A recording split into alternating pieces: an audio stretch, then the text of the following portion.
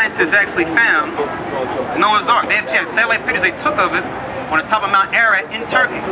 They even did a draw on a scale map where they measured it. It broke in 2 pieces on the mountain, and they measured the distance, given how far from the Earth they were from the satellite pictures. And he found it was the same length that you find right there in Genesis. You've had many expeditions that are trying to go up there to get it, but it's so tough because you guys know anything about mountain climbing.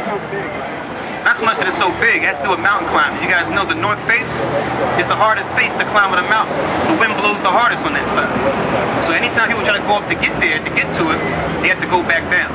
You understand? That's one thing. The second thing, they say the Red Sea, oh, that was just, you know, it's the fantasy. But now, Jacques Cousteau, he actually went down to the bottom of the Red Sea. And what did they do? They found artifacts. They found the old spokes of the wheels. They found old chariots, mantlets, helmets, right? They brought them from the bottom of the Red Sea, put them in a museum in Cairo, Egypt. I'm not making this stuff up. You can look this stuff up on your own. But now people want to say, oh, the Bible's fiction or fantasy, when science itself validates the miracles of the Bible.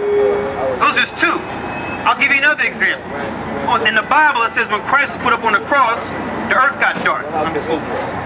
The earth got dark, right? For a certain time.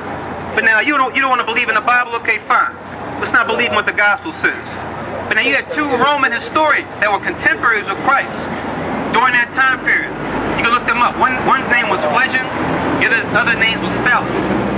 They both wrote down in their records during that same time period there was darkness on the earth for a certain period of time. They had no idea what happened, and it synced up with the same time period that Christ was crucified. None of these things prove that there's a God. It just says that some of the stuff that's in the Bible is true. That some of the stuff in the Bible is true, but that's a start now, isn't it? Is not the Bible a true historical book? Because you know I'm just getting started. And if we're true, then it would be. You just prove that 2 of the things may be true, though. The Noah's Ark story is kind of far-fetched. No, I'm telling you, they actually found it. You can Google it, you can YouTube it. They took pictures of it. They took pictures of it. They actually had photographs of it. Yeah. It doesn't mean that there was a bunch of animals that were on the ship. But it was on the top of Mount Ararat. It was the same length.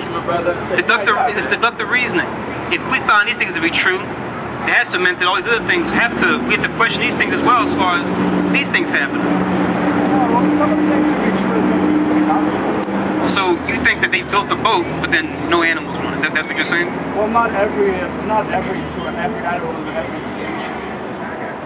2 of them. Well, here's the thing. It still poses the question: if they want to say the whole story was a myth, and how's it that we found the boat itself, and it's the same length?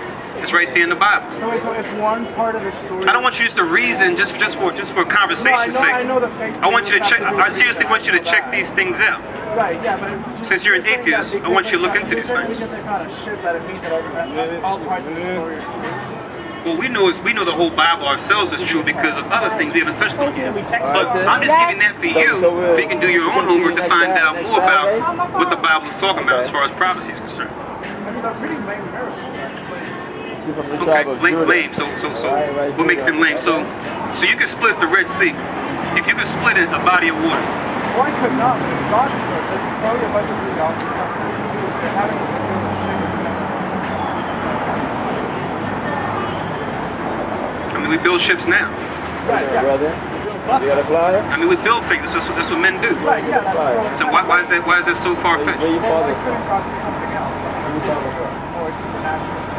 Well, why didn't it? I mean, you're supposed to have all the answers, right? I'm not saying I have all the answers.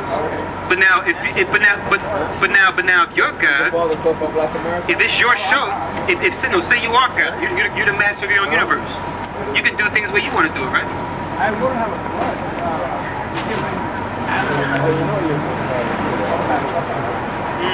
Go to an Israelite school? Okay. Yeah, let me ask you a question right quick. You said something about how come there's like big miracles or something that could be done. What's holding planet Earth up? What's holding planet Earth up? Well, nothing's holding planet Earth up, but it seems to be holding up. Isn't that a big miracle? Because see, when you like want to hang up something, you gotta put either a string on it. You're gonna have to have something there to fasten to hold it up. But here, the whole planet Earth is hung on nothing, and so that means nothing is something. That in itself is a miracle. Well, it's gravitational forces explain why the planet is. So that would be something. Okay. So now let's deal with atheism. I can't help you guys. Thanks for asking. Let's deal with the Big Bang. How can something happen from nothing else? See these guys. We get started on questions. We have answers, they don't. Something, nothing. But you know, we're the ones that are crazy. That messed them up. We're the ones that are crazy. So now, get Psalms 14:1. Because this is what the